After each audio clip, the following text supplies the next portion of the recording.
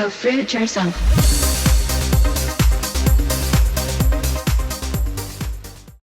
Hey Fruit Bats, it's Freelee BananaGirl here. Welcome to another week of videos. So I woke up this morning to see a picture on Facebook of a rather slender young lady. Her name is Rebecca Judd, and she has posted this photo on Instagram, and it's caused a big uproar amongst people. She's been deleting comments of people saying you're anorexic, you're so skinny, you're gross, all this nasty stuff, and I want to talk more about that today. So if you've been living under a rock like I have and you don't know who Rebecca Judd is, well, she is an Australian model and she's a TV presenter. She's also the wife of an Australian Football League player, Chris Judd. And it's important to add that she has had a baby 6 months ago and she's lost a lot of weight since then. So she posted this photo and all the online newspapers jumped onto it. Rebecca Judd shocks with skeletal frame and bikini selfie.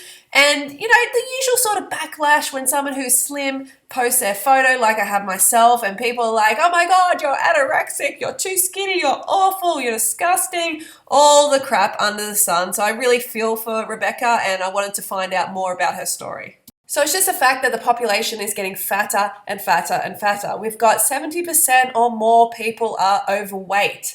And in America, for instance, there's 78 million people who are obese. And that's something like 3 times or more the population of Australia is obese. So it's a very big problem. And with this epidemic can come a warped sense of reality for some people. You know, if you're overweight and you're used to being around overweight people, you see them every day, your family's overweight, then when you see a slim person or a picture like this lady here, then it may freak you out. You may automatically think they're anorexic and they're unhealthy and they're too skinny, but are they? Or is it that overweight is considered normal because it's so common and slim is considered abnormal because it's becoming more and more rare? Or it might be that you're just a jealous hater trying to bring people down. But I'm not saying that she isn't anorexic or has an eating disorder, I don't know. But it's important to keep that in mind when you make a judgment. I would love to give Rebecca all the kudos in the world, say, you know, you look great, hon, you've come back from having a baby, you bounced right back, good on you. But I'm not silly enough to base my opinion on just one photo. Like a lot of people are like, oh, you look great, you know, and that's really nice and that's great for her self-esteem. But how did she get there? That is what concerns me the most. That is what I'm most interested in, because I can't condone things like calorie restriction, like eating disorders or like weight loss drugs or anything like that. That would be completely irresponsible of me. So I need to find out more. So I decided to visit her Instagram, where she has over 200,000 subscribers, to check out this controversial pic and to find out a little bit more about her. My first impressions are, yes, she looks very slim, but even high-carb vegans can look this slim, eating unlimited calories, depending on their build, so I need more information. A question that I always ask when I see these sort of photos is, how did she get there? Did she get there through starvation, through carb restriction, through taking weight loss drugs, through over-exercising, through purging? Basically, did she get to where she's at the unhealthy way? If so, of course, it's not sustainable.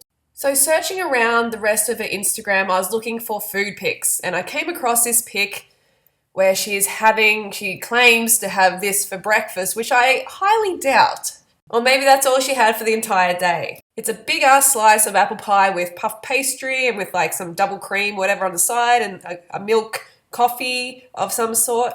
Then we go to another recent pic and it's a cheese platter. And she's saying, you know, basically saying she's eating this for an afternoon snack. And again, I highly doubt it. She may have a little bit, she might pick at it, but how much is she really having?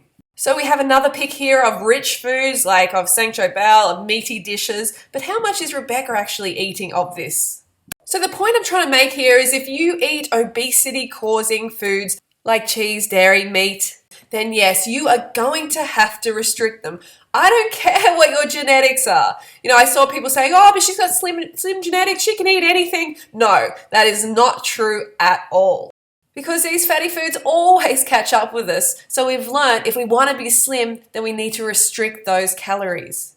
So being a model, she is going to have a lot of pressure on being a certain size, and especially after having a baby and bouncing back, everyone's watching. So she's going to have a lot of pressure to do things like calorie restrict, have stimulants like coffee, which suppress the appetite, also possibly take weight loss drugs. There's a lot of things that people do behind closed doors that we don't know about, and they're not going to tell us. That doesn't make them bad people. It just means that there's more to the story.